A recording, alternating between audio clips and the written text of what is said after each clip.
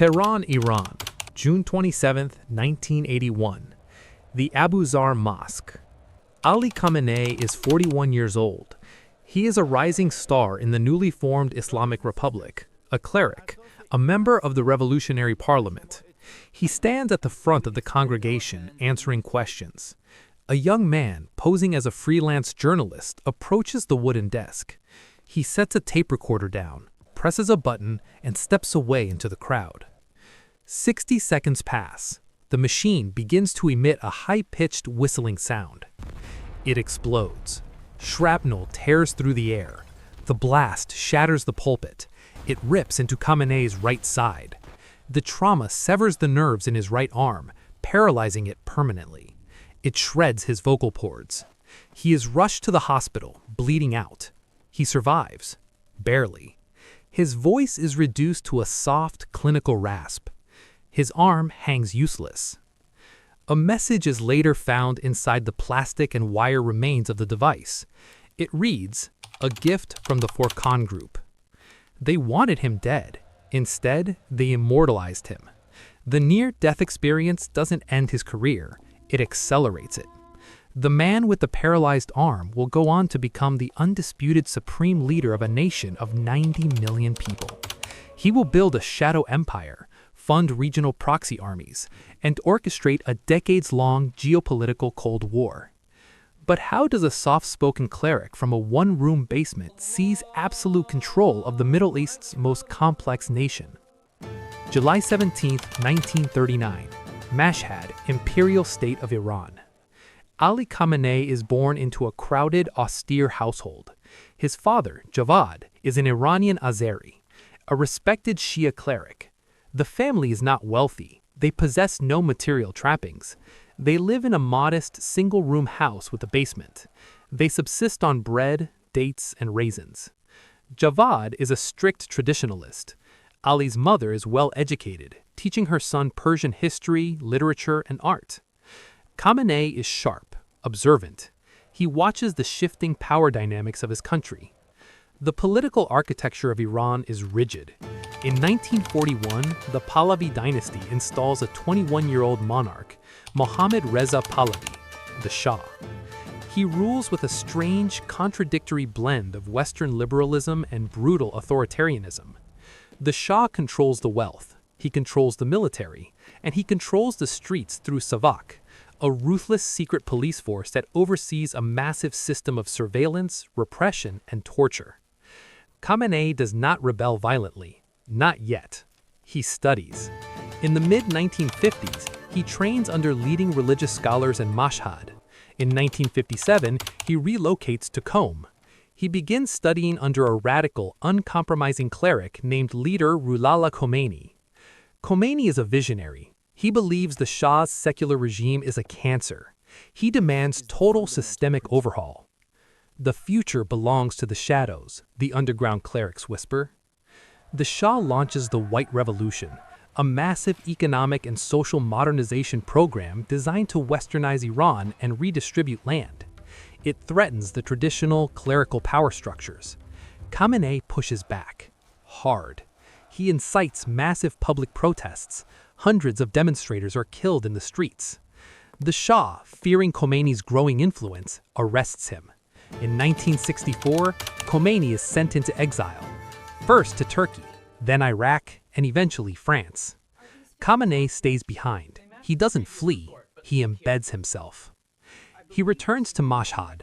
Officially, he goes back to care for his aging father who was going blind in one eye. Unofficially, Khamenei becomes the quiet architect of the underground resistance. In 1967, he translates a radical book by an Egyptian scholar titled The Future in Islamic Lands. Khamenei writes a blunt, uncompromising foreword. The future belongs to Islam. Savak bans the book. They target Khamenei. Between 1967 and 1975, the secret police arrest him 6 separate times. They break up his networks. They hold him for months.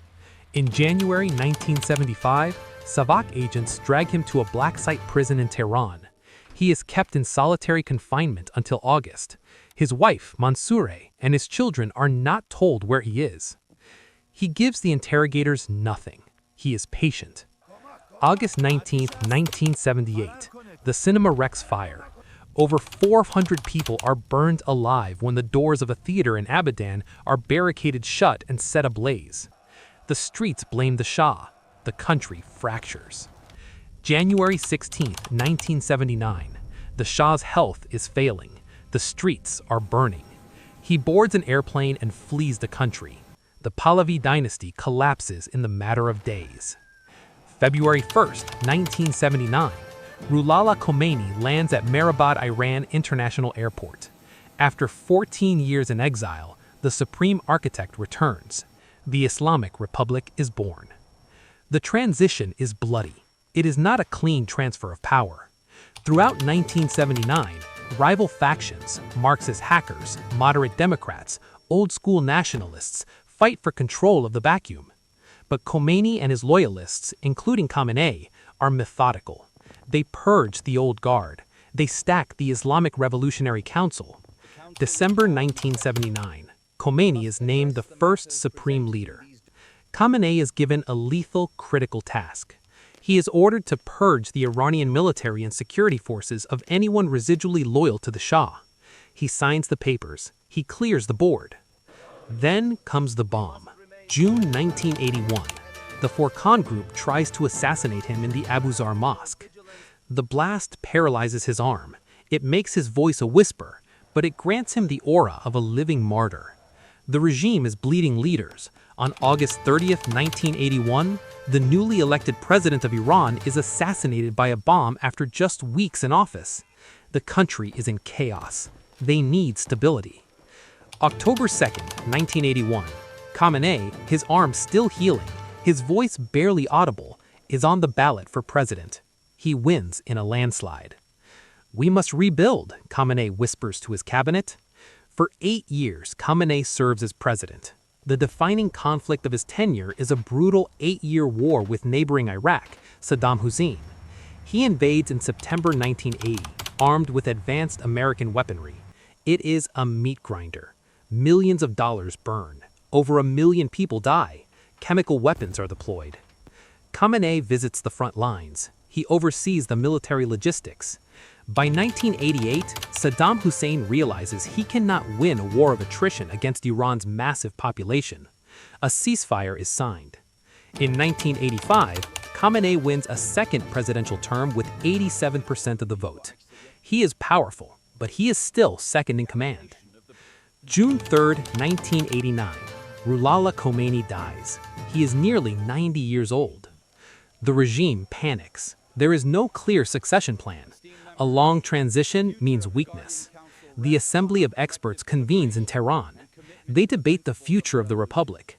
They consider abolishing the role of supreme leader entirely and replacing it with a governing council. They need a compromise candidate, someone who is not a threat, someone quiet whose religious credentials are technically incomplete. They choose the man with the paralyzed arm. By a vote of 60-14, Ali Khamenei, at 50 years old, is elevated to supreme leader. Many regard him as underqualified, a placeholder. They are wrong. Khamenei immediately changes the architecture of the state. He doesn't entirely trust the regular Iranian army, so he scales up an alternative, the Islamic Revolutionary Guards Corps, the IRGC. He handpicks every top commander. He funnels massive state resources into their accounts. Today, the IRGC numbers 125,000 members. 1 out of every 700 Iranians is a member of this parallel military. He also changes the regional business model. Direct conflict is too expensive. Khamenei pioneers the use of the proxy shell. He funds, arms, and trains subsidiary militant groups across the Middle East. The most lethal is Hezbollah. Founded in 1982 in Lebanon, Hezbollah receives massive financial injections from Tehran. By 1992, Khamenei sanctions them to enter Lebanese politics, effectively securing a proxy state on Israel's northern border. In 1987, Hamas emerges in Gaza. Though Sunni, Khamenei backs them financially and militarily, expanding his network of leverage. Keep the war away from our borders is the operating logic. Let the proxies bleed. Then comes the ultimate vulnerability, the nuclear exploit. Khamenei realizes that conventional military power is finite. To truly secure the regime, he needs the ultimate deterrent, the nuclear program. Officially, it's a localized civilian energy project. Unofficially, the international intelligence community watches in alarm as Iran builds highly secured subterranean enrichment facilities at Fordo and Natanz. In 1993, China provides a fusion reactor. Russian engineers are contracted for technical expertise. The global financial regulators panic. The United Nations and the United States slap the Islamic Republic with crippling economic blockades, sanctions. They freeze Iran's legitimate global trade. Khamenei doesn't blink. Why would a nation with vast oil reserves endure crippling sanctions just to build civilian power plants? Western analysts ask. Because whoever holds the nuclear threshold controls the diplomatic board. Despite the sanctions, the Iranian economy experiences bursts of growth. Buoyed by illicit oil sales to China in the 2000s, GDP growth averages 7 to 8%. Iran becomes one of Asia's wealthiest nations. But at home, the foundation is cracking. July 1999, the first major data anomaly. The streets rebel. A reformist daily newspaper in Tehran, Salam, publishes a leaked report exposing the government's internal censorship apparatus. On July 7th, the state orders the paper shut down. The next day, university students riot. It is the largest uprising since the 1979 revolution. The protests grow. Violence erupts. Khamenei sends in the security forces. They crush it. Over 1,000 protesters are thrown into the notorious Evin prison.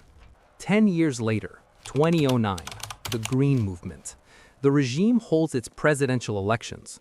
The reformist candidate, Mir Hossein Mousavi, represents a youthful population desperate for liberalization.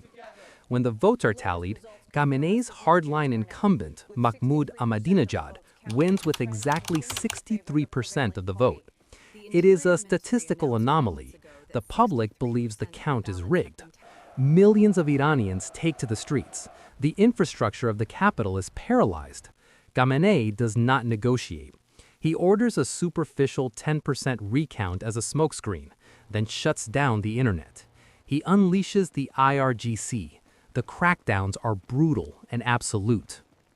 He built a new division within the police command, the Guidance Patrol, the Gesht el-Shad, the Morality Police. They report directly to Khamenei. In 2022, they detain a 22-year-old woman named Mahsa Amini for a minor protocol breach regarding her headscarf. She dies in custody. Her death sparks a massive, uncontrollable firestorm of internal mutiny. Women burn their hijabs in the streets. The regime responds with lethal force, executing protesters and blinding demonstrators with shotgun pellets.